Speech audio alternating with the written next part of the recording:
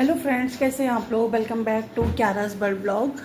Friends, आपको एक छोटी सी इन्फॉर्मेशन देनी थी। इन्फॉर्मेशन ये है कि अगर आप इस समय लीची लेके आते हैं तो उसको बहुत ही ध्यान से खाएं, क्योंकि उसकी जब डंडी तोड़ते हैं ना लीची की, हम लोग वो जो बड़ी बड़ी डंडियों में लगी होती है, जब उसको तोड़ते हैं तो उसमें ना बहुत ज़्यादा सूढ़ियाँ निकल रही है।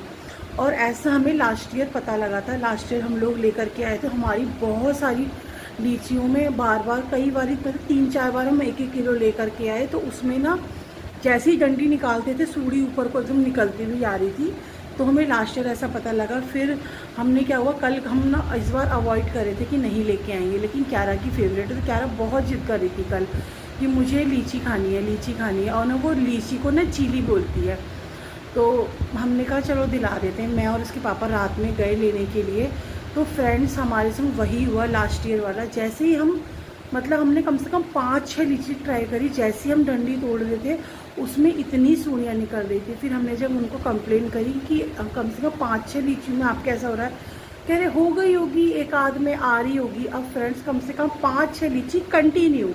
और कुछ में क्या हुआ, डंडी तोड़ने पे नहीं निकल रही थी, तो जब पूरा चिक्कल छील के उसको फाड़ रहे थे ना बीच में, जो बीज वाला पोर्शन, तो वहाँ से निकल के आ रही थी।